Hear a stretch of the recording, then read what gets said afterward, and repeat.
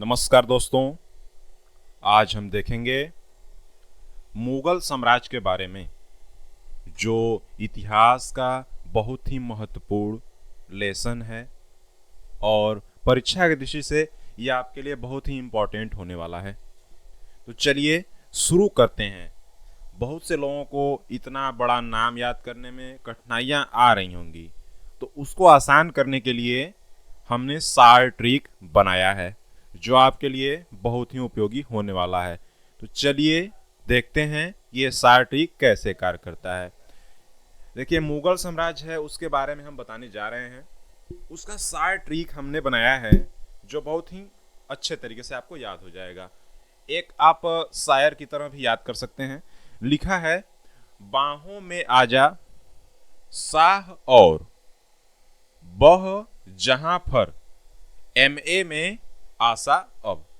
ये जीके का ट्रिक है और उसका है, बाहों में आजा साह और बह जहां फर MA में आशा अब। ये सार ट्रिक है। आप इसको मात्र 30 या 40 सेकंड में याद कर लेंगे और अगर आप इसको याद कर लेते हैं तो आपको ये याद करने में कोई भी कठिनाई नहीं होगी। नाम का आप कभी भी मिस्टेक नहीं करेंगे। तो चलिए इसका एक्सप्लेनेशन करते हैं कि ये कैसे काम कर रहा है। चलिए देखेंगे। यहाँ लिखा है बा से हो गया बाबर। बाबर का नाम आप लोगों ने सुना होगा, जो मुगल साम्राज्य का संस्थापक भी था और प्रथम शासक भी था। फिर है हो से हो गया हुमायूं। हुमायूं था 1530 से 40 ईस्वी तक शासन किया, लेकिन बीच में मे दिया हुआ है। मे का मतलब ये है कि बीच में कोई आया था, उसका नाम था शेरशाह सूरी। ठीक है, फिर आगे बढ़ेंगे। आ से है अकबर। अकबर जो था मुगल वंश का बहुत ही महत्वपूर्ण या फिर कह सकते हैं कि बहुत अच्छा शासक था और उसने सबसे लंबे समय तक शासन किया है, 1556 से 1605 ईस्वी तक। मतलब मान के चलिए कि 50 साल के लगभग 49 साल तक शासन किया ये। फिर है जा से हो जाएगा जहांगीर और इसको सलीम के नाम से भी जाना जाता है। जहांगीर को सलीम के नाम से भी जाना जाता है। फिर है शाहजहां। शाह से हो गया शाहजहां। और ये जो जब ये आया तो इसने इसके काल को स्वर्ण काल के नाम से भी जाना जाता है। यानी क्वेश्चन अगर पूछ दिया कि ऐसे मुगल शासक का नाम बताइए जिसके शासन काल को स्वर्ण काल के नाम से जाना जाता है, तो तुरंत आपका ऑप्शन होता दिखेगा शाहजहां। और मुगल वंश का सबसे महान शासक का नाम बताइए, तो बोलेंगे अकबर। ठीक है, तो हम आगे बढ़ते हैं। और यहाँ और लिखा है, और फार हो जाएगा औरंगजेब। औरंगजेब जो था उसको जिंदा पीर भी कहा जाता था। ये अपना रोजी रोटी चलाने के लिए स्वयं काम करता था। ये राजकीय शासन का पैसा खर्च नहीं करता था। तो आपको दिख रहा होगा औरंगजेब भी और अकबर के लगभग ही शासन औरंगजेब भी किया है।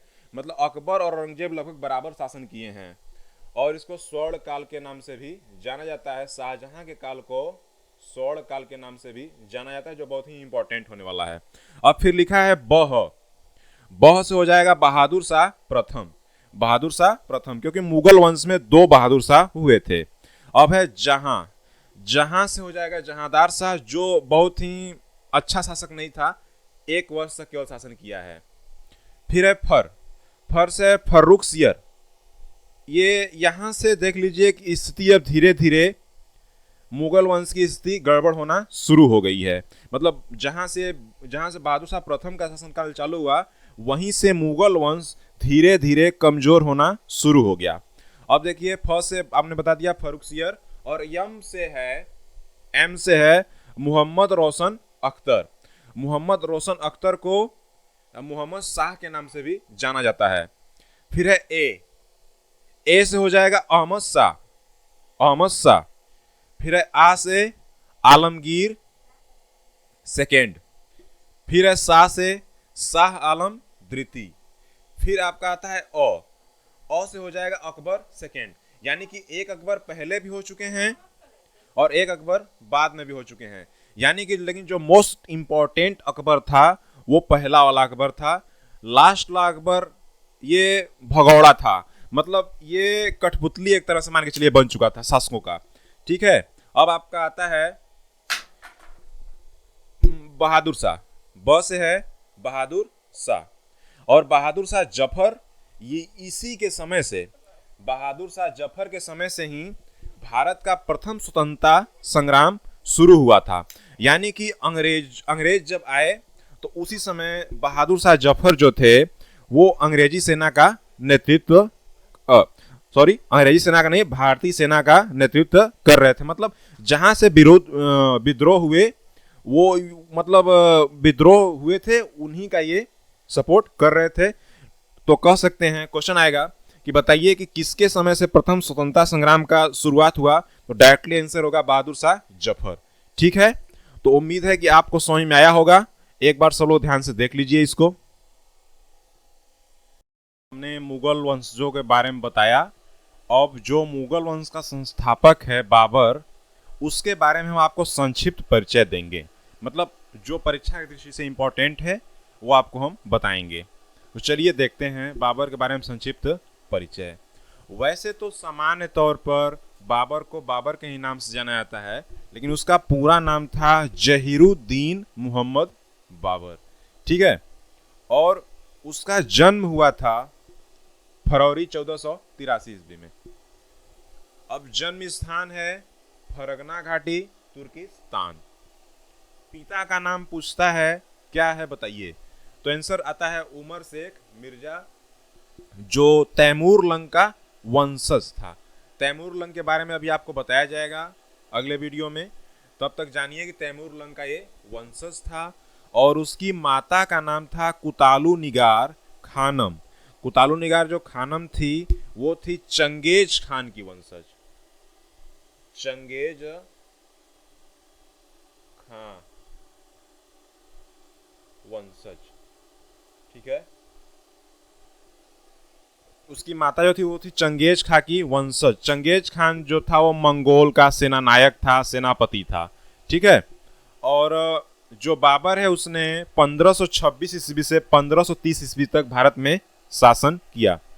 और उसकी ये सब पत्नियां हैं, आप देख सकते हैं। टोटल उसकी कुल पत्नियों की संख्या तो 11 है। उसकी पत्नियों कुल संख्या 11 है, लेकिन हमने जो इम्पोर्टेंट है उसका नाम लिख दिया है। अब देख लीजिए बेटे और बेटी का नाम। उसके बेटे और बेटी की कुल संख्या मिलाकर 20 है, लेकिन जो इम्पोर्टेंट है उसको लिख दिया गया है। बाबर ने अपनी मिर्जा, उसके पिताजी अपने टाइटल मिर्जा लगाते थे, उसने अपना उपाधि हटाकर, टाइटल से हटाकर उसने गाजी, कलंदर या फिर पातशाह की उपाधि ग्रहण की। अब जब बाबर जब मर गया तो उसको आगरा के आराम बाग में दफनाया गया। लेकिन बाबर की मृत्यु होने से पहले इच्छा थी कि उसको काबुल में दफनाया जाए। तो बाद में फिर आगरा के आराम बाग से ट्रांसफ़र करके उसको काबुल में दफनाया गया। और बाबर की मृत्यु हुई थी 26 दिसंबर 1530 ईस्वी को रात में। तो एक बात यहाँ पर यह है कि बाबर की मृत्यु के पीछे बहुत बड़ा राज है। एक बार की बात है, जो बाबर था वो हुमायूं को बहुत ज़्यादा पसंद करता था। कारण ये था कि उसने हुमायूं को अपना उत्तराधिकारी घोषित कर दिया था, और हुमायूं को ऐसी भयंकर बीमारी हो गई थी, वो सही ही नहीं हो रहा था। विश्व के बहुत से जाने माने वैद्य, डॉक्टर, हकीम सब आए, लेकिन उसके रोग का कोई इलाज नहीं कर पाए। तो बाबर ने भगवान से, अल्लाह से, जो भी हैं उनसे मांगा कि अगर आप हुमायूं को सही कर देंगे, इसके बदले आप हमारी जान ले सकते हैं।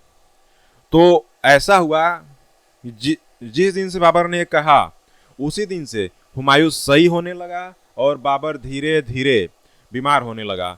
एक दिन ऐसा आया कि जिस दिन बाबर पूरा उठकर खड़ा हो गया, उसी दिन जिस दिन हुमायूं उठकर पूरा खड़ा हो गया, उसी दिन बाबर की क्या हो गई, मृत्यु हो गई।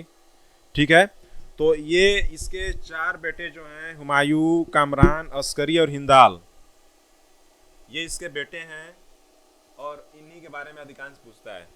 ठीक है, तो जो हुमायूं था बहुत ही दिलदार आदमी था। जब वह इसके पिता की मृत्यु बाबर की हो गई तो उसने सभी चारों भाइयों को, जो मतलब बांटा तो सभी भाइयों को था, लेकिन ये चारों भाइयों को बहुत तो मानता था, तो उसने चारों भाइयों को बराबर बराबर हिस्से में सभी राज्यों को बांट दिया। तो अब हम बाबर के बारे में संक्षिप्त जानकारी जान चुके हैं। फिर हुमायूं के बारे में जानने के लिए हम मिलेंगे नेक्स्ट वीडियो में।